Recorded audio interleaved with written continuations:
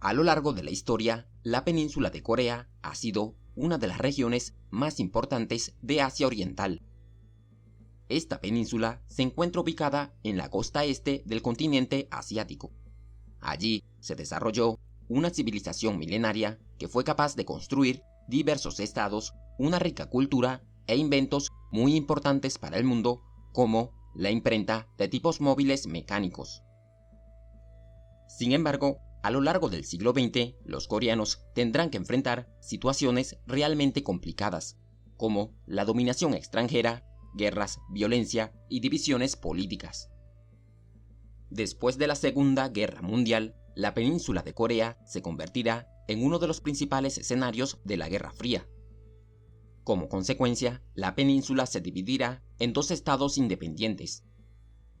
Pronto, una terrible guerra se extenderá a lo largo de Corea, provocando la muerte de millones de coreanos y separando trágicamente los destinos de las dos Coreas. A principios del siglo XX, Corea fue convertida en una colonia del Imperio japonés, una dominación que durará hasta el año 1945. Los militares japoneses mantuvieron el control de la península a través de un rígido gobierno. Estas autoridades introdujeron la cultura occidental en Corea, extrajeron numerosas materias primas de sus tierras, pero también promovieron su industrialización. Tanto así que para mediados del siglo XX, la península de Corea era la segunda región más industrializada de Asia Oriental. Sin embargo, los coreanos tuvieron que pagar un alto precio por esto. Durante 35 años padecieron censura, abusos y un trato discriminatorio por parte del gobierno japonés. Además, en la Segunda Guerra Mundial, cientos de miles de coreanos fueron forzados a abandonar su tierra para ir a trabajar a las islas japonesas. Aparte, muchísimas mujeres fueron obligadas a prestar servicios sexuales a los militares japoneses. Por todo esto, poco a poco irá surgiendo un creciente nacionalismo y un fuerte sentimiento anti-japonés a lo largo de la península de Corea. Tras la derrota de Japón en la Segunda Guerra Mundial, Corea fue dividida por los países aliados en dos zonas de ocupación, una dominada por la Unión Soviética y la otra por los Estados Unidos. Pronto, la península de Corea se convertirá en un territorio que sufrirá las consecuencias de la Guerra Fría, un conflicto político e ideológico entre las potencias capitalistas lideradas por Estados Unidos y los países comunistas liderados por la Unión Soviética. Al principio, soviéticos y estadounidenses intentaron negociar una administración compartida de Corea, pero estas negociaciones fracasaron, así que las dos zonas de ocupación de Corea tomarán rumbos diferentes. En el sur, los estadounidenses deseaban detener el avance del comunismo por el continente asiático. Por eso, le brindaron su apoyo a diferentes líderes coreanos anticomunistas. Uno de ellos era el líder nacionalista Syngman Rhee, quien regresó a Corea luego de vivir 35 años en los Estados Unidos. Él se convirtió en el primer presidente de Corea después de ganar las primeras elecciones democráticas de la historia de la península. Así, en el año 1948, en la zona sur se fundaba la República de Corea, comúnmente conocida como Corea del Sur.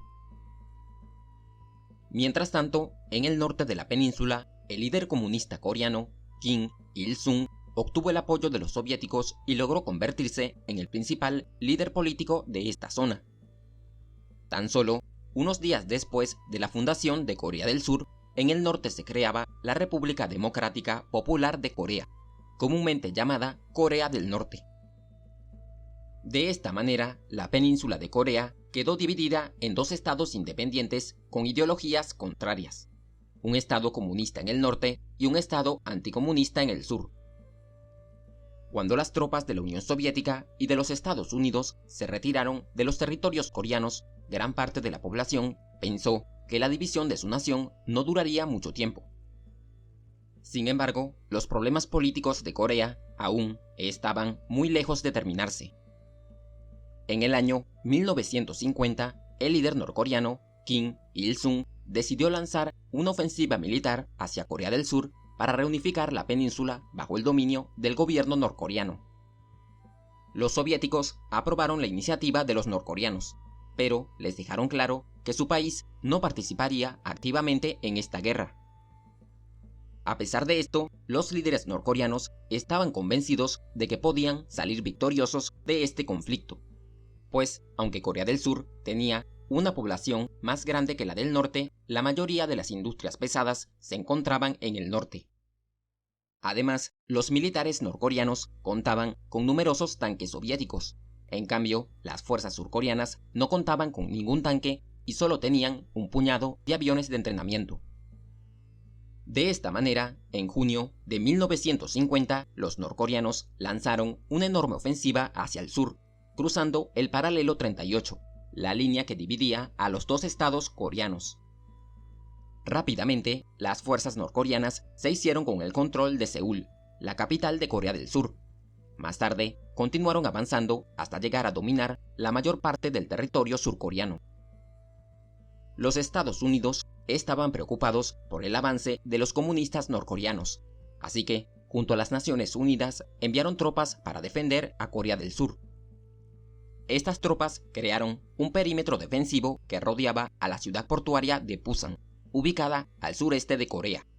Desde allí resistieron los ataques norcoreanos. Poco a poco, las tropas de la ONU fueron reuniendo las fuerzas necesarias para lanzar una poderosa contraofensiva. En septiembre de 1950, el general estadounidense Douglas MacArthur lideró un inesperado ataque sobre la ciudad portuaria de Incheon, obteniendo una contundente victoria. Gracias a esto, el rumbo de la guerra cambió. Las fuerzas de la ONU encadenaron una serie de triunfos que hicieron retroceder a los norcoreanos hasta su territorio. Motivados por sus victorias, los ejércitos de la ONU continuaron avanzando hacia el norte para detener definitivamente al régimen comunista norcoreano. Así, tomaron la capital de Corea del Norte y llegaron a dominar la mayor parte de este territorio. Sin embargo, mientras todo esto sucedía, el gobierno comunista de la recién creada República Popular de China se sintió amenazado por el avance de los estadounidenses en Corea. Por eso, en octubre de 1950 decidieron intervenir en la guerra. Algunos estadounidenses pensaron que la intervención de China en la guerra no supondría un problema para ellos, pero esto fue un grave error. Las fuerzas chinas avanzaron ferozmente sobre el territorio de Corea, haciendo retroceder a los ejércitos surcoreanos y estadounidenses. Tanto así que a principios de 1951, los norcoreanos, con el apoyo de los chinos, tomaron nuevamente la capital surcoreana de Seúl. Luego de esto, la guerra se concentró en la zona fronteriza entre las dos Coreas, entrando en una fase de estancamiento. Cansados de las luchas, ambos bandos decidieron negociar una tregua que finalmente se concretaría en el año 1953. La guerra dejó muchísimas ciudades completamente destruidas y aproximadamente 3 millones de coreanos perdieron la vida durante el conflicto. Así terminaban las hostilidades de una de las guerras más sangrientas de la historia. A pesar de esto, aún hoy en día no se ha declarado un final oficial de la guerra. De hecho, las tensiones entre las dos Coreas continúan. Por eso, en su frontera persiste una zona desmilitarizada sumamente fortificada. Después de la tregua, el líder comunista Kim Il-sung consolidó su poder en Corea del Norte. Él convirtió el país en un estado bastante peculiar que se distanció de otros países comunistas para tomar su propio camino, aislándose del mundo. El gran líder norcoreano creó su propia filosofía, la cual es conocida como la ideología Juche, o la confianza en uno mismo. Con el paso del tiempo, el culto personal al gran líder Kim Il-sung se convirtió en una especie de religión secular a lo largo del país. Debido a esto, el gran líder comenzó a ser visto como un rey sabio o un dios viviente. El culto personal al gran líder se practicó de forma tan intensa que el Estado norcoreano se terminó convirtiendo en una especie de monarquía socialista hereditaria. en el año 1994, Kim Il-sung falleció, así que su hijo, Kim Jong-il, pasó a ser el nuevo líder del país. Igualmente, cuando Kim Jong-il se debilitó, su hijo, Kim Jong-un, fue designado heredero de manera oficial. En los años 90, el Estado norcoreano sorprendió al mundo al comenzar a desarrollar armamento nuclear.